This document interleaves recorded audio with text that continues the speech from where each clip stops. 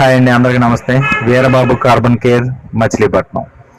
అసలు carbon cleaning అనేది చేయించుకోవాలా అంటే కంపల్సరిగా ప్రతి వెహికల్కి కార్బన్ క్లీనింగ్ అనేది చేయించుకోవాలండి.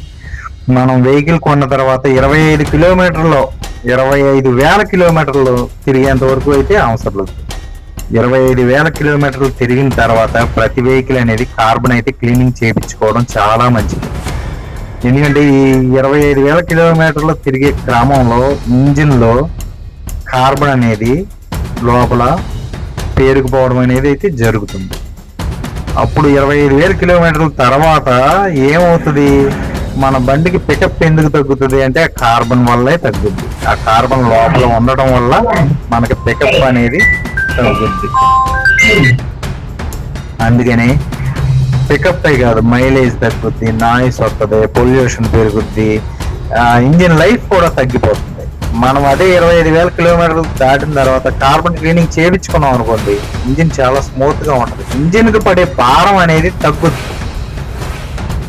అందుకని ప్రతి వెహికల్ కూడా 25,000 కిలోమీటర్లు దాటిన తర్వాత కార్బన్ క్లీనింగ్ అనేది చేయించుకోవడం అయితే మంచిది. కార్ అయినా, బైక్ అయినా, ఏదైనా, ఎనీ వెహికల్ ఏదైనా సరే, లారీ అయినా, బస్సు అయినా.